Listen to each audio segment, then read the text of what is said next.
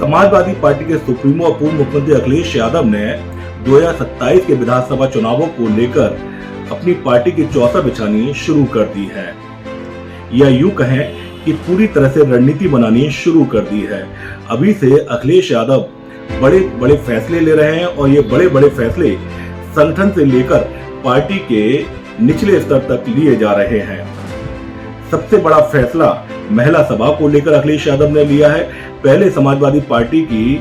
महिला सभा की प्रदेश अध्यक्ष को बदला गया, उसके बाद अब राष्ट्रीय अध्यक्ष को बदला गया है। बता दें, लंबे समय से रिंकू श्रीवास्तव समाजवादी पार्टी की प्रदेश अध्यक्ष थी, उन्हें बदला गया है और उनकी जगह जिस तरह से समाजवादी पार्टी की रुक्मणी देवी निषाद को जिम्मेदारी दी गई है, जो पूर्व सांसद समाजवादी पार्टी से रही फूलन देवी की बड़ी बहन है, उसके बाद बीते दिनों अखिलेश यादव ने एक और बड़ा फैसला किया है। समाजवादी पार्टी महिला सभा की राष्ट्रीय अध्यक्ष जूही सिंह, जो कहीं ना कहीं अखिलेश यादव के बेहद करीबियों में गिनी जाती थी, उन्हें भी बदल दिया गया है। उनकी जगह बड़ा फैसला अखिलेश यादव ने लिया है और सीमा राजभर को राष्ट्रीय अध्यक्ष महिला सभा की जिम्मेदारी दी गई है। ये दोनों बदलाव अचानक नहीं किए गए हैं, इसके पीछे अखिलेश यादव की एक बड़ी रणनीति काम कर रही है। बता दें, पूर्वांचल और बुंदेलखंड का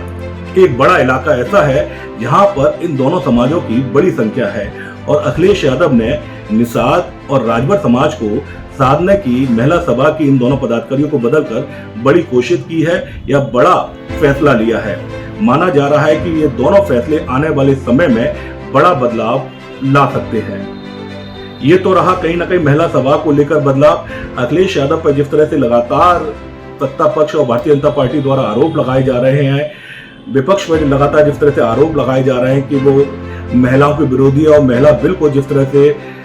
लोकसभा में विपक्ष ने पारित नहीं होने दिया, उसके बाद माना जा रहा है कि अखिलेश यादव का ये बड़ा फैसला और पीडीए समाज से जुड़ी हुई दो महिलाओं को जिस तरह से महिला सभा की महत्वपूर्ण पदों पर उन्होंने बैठाया, उसके बाद में अखिलेश यादव कहीं ना कहीं सीधे संदेश ये देना चाहते हैं कि वो पीडीए समाज की महिलाओं के साथ जुड़े हुए हैं और कहीं ना कहीं इसी समाज की महिलाओं के आरक्षण की वो लगातार मांग कर रहे हैं। इसके बाद अब माना जा रहा है कि अखिलेश यादव की निगाहें 2027 के विधानसभा चुनावों पर है और सबसे बड़ी जो इस पूरे मामले में चीजें सामने आ रही हैं वो है प्रत्याशियों को लेकर। माना जा रहा है कि अखिलेश यादव, जिस तरह से हमें समाजवादी पार्टी के सूत्रों से जानकारी मिली है कि अखिलेश यादव 4 चरण में 4 स्तर पर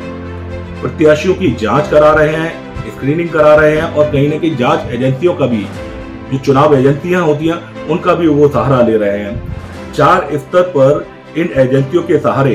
प्रत्याशियों का फीडबैक लिया जा रहा है। कौन सा प्रत्याशी कौन सी विधानसभा में मुफीद होगा, उसके जातिगत आंकड़े क्या हैं, जीतने की संभावना क्या है, क्षेत्र की भौगोलिक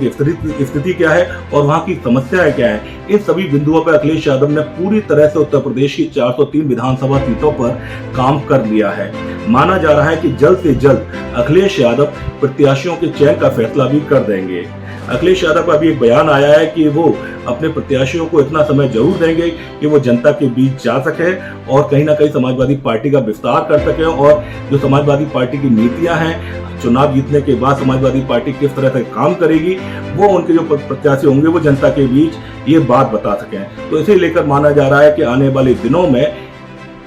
पूरी तरह तो नहीं, कुछ सीटों पर अखिलेश यादव प्रत्याशियों की घोषणा कर सकते हैं, प्रत्याशियों को घोषित कर सकते हैं और माना जा रहा है कि ये कार्य शुरू भी कर दिया गया है। विधानसभा प्रभारी के तहत अखिलेश यादव धीमे धीमे एक विधानसभा में पार्टी से जुड़े नेताओं कार्यकर्ताओं को ये जिम्मेदारी सौंप रहे हैं। तो जिस तरह से अखिलेश यादव कहीं ना कहीं 2024 का जिस तरह से लोकसभा चुनाव हुआ और 37 समाजवादी पार्टी के सांसद जीत के आए, उसके बाद अखिलेश यादव इस समय काफी उत्साह में है और पूरी तरह से वो इन चुनावों की रणनीति बनाने में जुट गए हैं और उनका मानना है कि 2027 के चुनावों में 2024 का अगर समाजवादी पार्टी प्रदर्शन कर पाती है तो बड़ी संख्या में समाजवादी पार्टी जिस तरह से पहली बार लोकसभा में इतनी बड़ी संख्या में सीटें लेकर आई, तो 2027 के विधानसभा चुनावों में भी समाजवादी पार्टी अब तक के सारे अपने रिकॉर्डों को ध्वस्त कर सकती है। इसलिए एक एक सीट पर समीक्षा करके, जानकारी करके, राय मशवरा कर करके और बीजेपी जो अपनी रणनीति बनाती है और तिगड़म करती है, उन सब चीजों को सीख करके, देख करके हम लोग बहुत जल्दी तो नहीं, लेकिन इतना समय कम से कम प्रत्याशी को मिले जो क्षेत्र में जनता के बीच जा सके, उतना समय जरूर हम प्रत्याशी को देंगे।